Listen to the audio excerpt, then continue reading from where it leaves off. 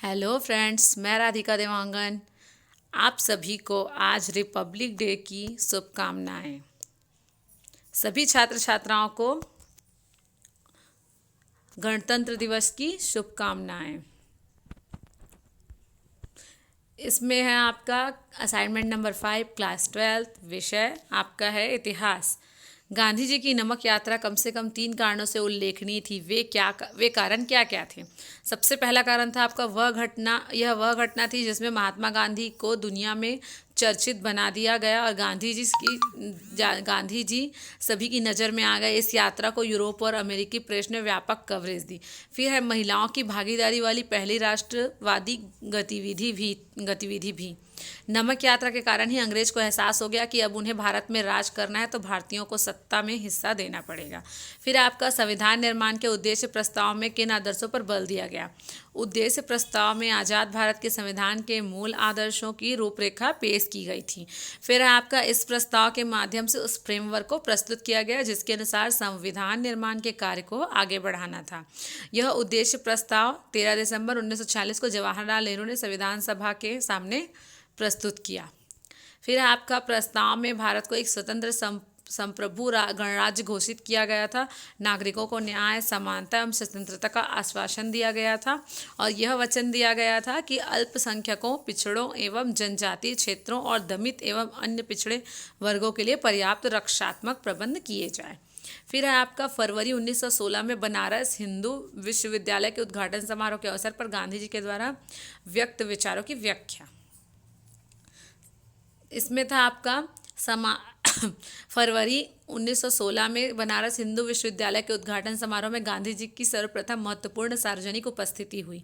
गांधी जी का भाषण वास्तविक तथ्यों को उजागर करने वाला था, अर्थात भारतीय राष्ट्रवाद वकीलों, जमींदारों आदि विशिष्ट वर्गों द्वारा निर्मित था, न कि गरीबों और किसानों द्वारा।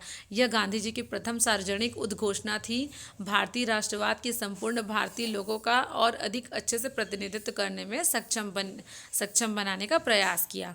भारत के लिए मुक्ति तब तक संभव नहीं है जब तक कि आप अपने को इन अलंकरणों से मुक्त न कर ले और इन्हें भारत के अपने हमवतनों की भलाई में न लगा दें। वे कहते हैं कि हमारे लिए स्वशासन का तब तक कोई अभिप्राय नहीं जब तक हम किसानों को उनके श्रम का लगभग संपूर्ण लाभ स्वयं उन अन्य लोगों को लेने की अनुमति देते रहेंगे। ठीक है। उसके बाद है आपका असहयोग आंदोलन ने गांधी जी को एक राष्ट्रीय नेता किस प्रकार बनाया?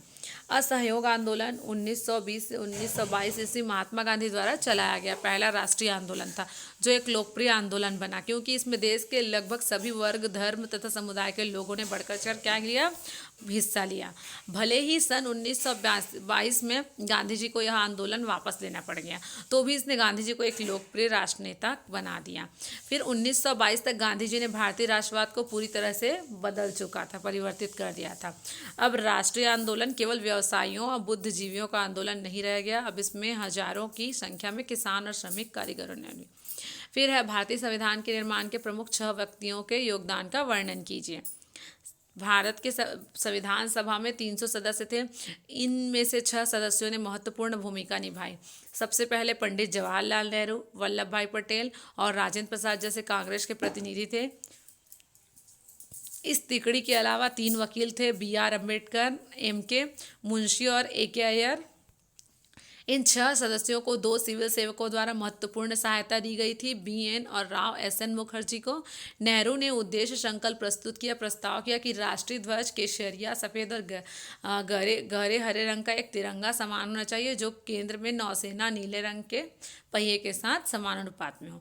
पटेल ने ज़्यादातर दृश्यों के पीछे काम किया, कई रिपोर्टों पर प्रारूपित करने में महत्वपूर्ण भूमिका निभाई और विरोध के बिंदुओं को समेटने में।